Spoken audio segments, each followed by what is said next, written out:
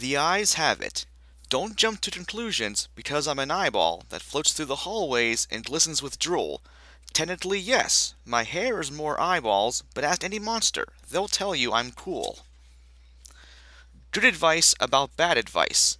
Some books may be comfortably judged by their covers. Some people who wander can't find their way home. Some caves are just mouths where strange birds may hover. Some brothers are brigands, some sisters are gnomes. Lesser known werebeasts.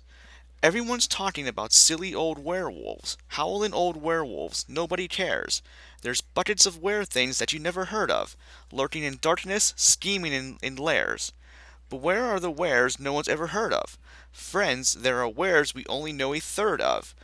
Please spare some pity for gentle were-kitties, sleeping all fuzzy in big plate mail boots. And do take a moment for all the were-rodents, the were-kitties chased till the big were-owl hoots. It's late in the were-swamp where toads are leaping. Do try and be quiet, the were-beds are sleeping. Surprise! What could be in there? Mystical helms with jewels and strange letters from faraway realms, or maybe a cape with silvery stitching to shield me from magic when witches are witching. Could be a necklace with gold and gems strung, but no, it's just teeth. Well, teeth in a ton. The Riddle of Black Bridge. There's letters underneath the bridge, but nobody can read them. Peter said his father said that someday we may need them.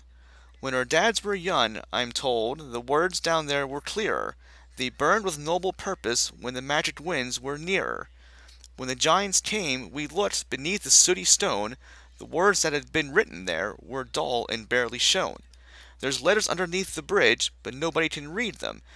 And since no one can read them, well, nobody can heed them. Sword of my father's. The blade, well, it's nothing to look at, and this hilt has seen better days.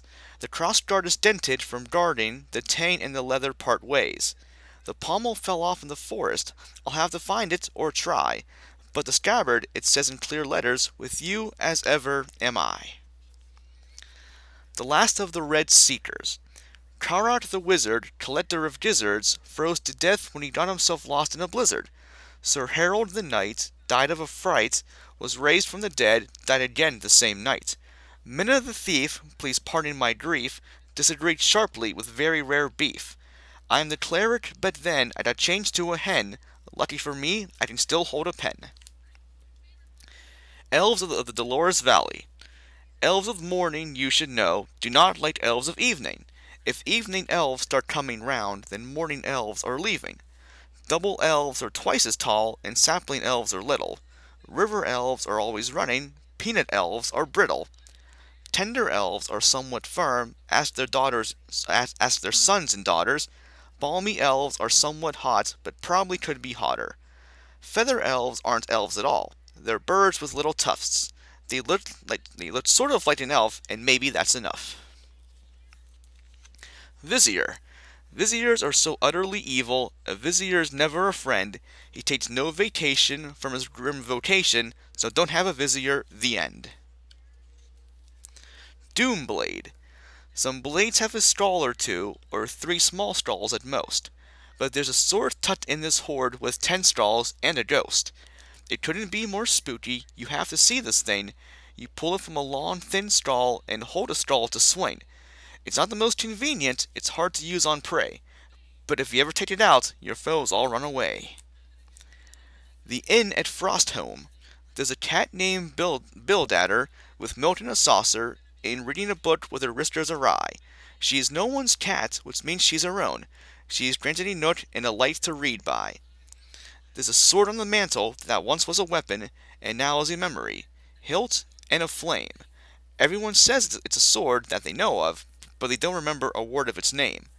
There is an inn in the wood they call Frostholm, so cold it is, and no stranger to storm.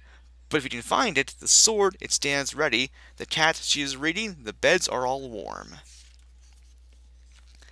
Packing for the deeper realms. Pack all your torches, and then, having packed them, get all your axes wherever you've racked them. Polish your swords up, grind out the nits. A dungeon is no place for waving sharp sticks. But You may as well pack one, in case all your swords and axes get mangled by mangling wards.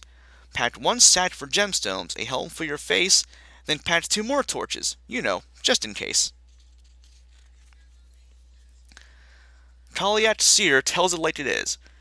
I'll give you my opinion, as a dragon of renown. If you see a human, well, you've got to drop one down. An elf is much too stringy, and a werewolf has those claws. If you see a human, though, just stuff one in your jaws. Dwarves aren't much for eating. You've got to eat a bunch, but if you're near a human town, do stop on by for lunch. Avoid the ones with armor on, stay clear of those with bows, but humans are delicious, friend, and trust me, I would know. Too many dragons.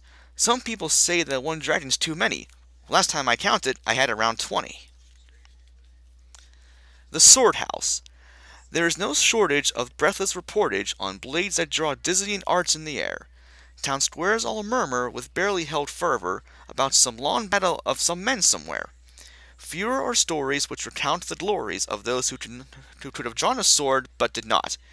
If only they blabbered on the noble scabbard the way they do swords, well, it might help a lot. Grumped. There is a green leaf troll, leaf troll, leaf troll. There is a green leaf troll, green as a leaf. There is a green leaf troll, leaf troll, leaf troll, who likes a little sweet roll and a slice of beef. House Dark Magic. Dark magic wizards, they hold no truck with demons or devils, but still the name stuck. Dark magic warlocks are gentle and sweet, they're never found prowling for children to eat. Dark magic sorcerers to the last wand of darkness are not especially fond. There's maybe one dark magic who bears the name, who might be considered somewhat less than tame. He hasn't been seen for years, wipe your brow. There's no reason to think that he'd show up just now. Acquisitions Incorporated. If you've lost us something and now you can't find it, makes sense to call gents who refined who've refined it. One thin one short one regular sized, and the only bill when they found what you prized. No ghost too ghastly, no lion too maned, no giant too vasty, no mind beast too brained. If you happen to find what you sent them to find, do send them a note that says, never mind. One man's treasure. If you're going in search of some divine treasure, listen to me, I can save you some time. The guardian statues take spring and fall off. If you want them in autumn, they're likely to scoff. The crown of great sorrow is kind of a bummer. The gold baths of Greta's in need of a plumber. The many shoe stockings can only make clogs. The Wolfmaster's circlet's allergic to dogs. The invisible tunic is fine, I suppose, if you like wearing 300-pound clothes. Lorval's larder. If you have tired of commonplace food, if you don't want to eat but don't want to seem rude, if you slaver for flavors that aren't so subdued, then stop by Lorval's larder. Her lardle, it trundles around on a cart that's halfway together and halfway apart. And when you approach, she might wait with a start and say, welcome to Lorval's larder. She has jars of something and candied things too, 100 colors of cheese, not just blue. Red wyverns aged in a savory roux, boxes of foxes as pets, not to chew, savory nuts good in salad or stew, and she's sure to run out soon, so do join the queue to load up at Lorval's larder. Irony lesson. I got a ring, and it makes me invisible. No one can see me, a marvelous thing. As I suggested, your eyes have been bested, completely invisible, except for the ring. Girl at arms. If she can play at princess, if that's what she wants to do, might not be my first choice, but it isn't mine to choose. She can be a wizard if she finds a wand she likes. She can be a ranger if she feels like taking heights. She can be a roguish one, 'twas always good at hiding. She could be a girl at arms, such is her skill at riding. She might be a thing for which no one has made a name. She may chart a course for those who want to do the same. She might have left the world behind to dwell in velvet space, but I'll keep a plate for her at dinner, just in case. The contents of Vault 23B Jackdaw. 1 vial spring water, sources unknown. 1 handful dirt, in which coins had been sown, like seeds one supposes, plus 1 wind-up man who weeps in his hands like a drip in the sands.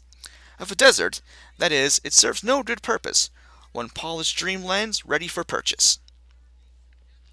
The contents of the vaults et Oriel. 3 large brown gloves, all alike for some reason. 1 doll which laughs at the change of the season. 1 clever fish with a rod to catch men. 1 man on the line saying, "Never again."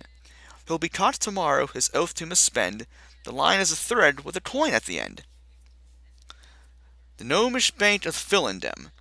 Gnomes are not the tallest folk, nor are they the shortest. But that is neither here nor there. Their vaults are like a fortress. They can and do store valuables for those who know the system. Deposit holes are everywhere. It's possible you missed them. Opening a bread box and then a second time, or give a stump a quarter turn and wait to hear the chime. Their vaults are named for winged things, for few gnomes ever see them. They turn there in the torchlit dark and dream one day to be them. Guardian's Lullaby. I've taught kings their manners, child, wrangled the thanes, I've sheathed all the bitter blades west of the crane. I bade of you, child, as the wheat bades the rain, to sleep. I've parleyed with centaurs, child, knelt at the feet of leaf-laden forest kings, thick with deceit. I bade of you, child, while the rain falls in sheets, to sleep. From the tooth of that mountain, child, all the way to the reefs that lie reaching around Tourmaline Bay, children are doing what their parents say, to sleep. My horses are weary, child, I'm weary too, for making this world a place worthy of you. What is your bidding, child? What must I do to sleep? Weapons and their kin. Everyone knows now that swords live in families, that daggers have covens, and axes their clans, that spears have a sister, that shields have a brother, that wands have another wand that they can't stand, that bows dwell in clutches, and hammers in halls, and lances, poor lances, have no friends at all. Sunbeam, son or daughter. If you are born a son to me, Sunbeam will be your name, and if a daughter you shall be, I'll call you just the same. For from the top of parapets, and from the mouth of coronets, Baronetus or Baronet, it ever was your name. On villainy. There's some who was willin' to win as a villain, and child, you may as well let 'em, 'cause sooner or later their friends will turn traitor, and some other villain will get 'em. 3 swords. 3 swords hanging from a tree, and none is like the other. The tree was planted years ago, the seed was from my mother. Heavy are they on the bough, for they are growing too. They grow down, and I grow up, and one day I will choose. One day I'll be tall enough to pick one and leave 2.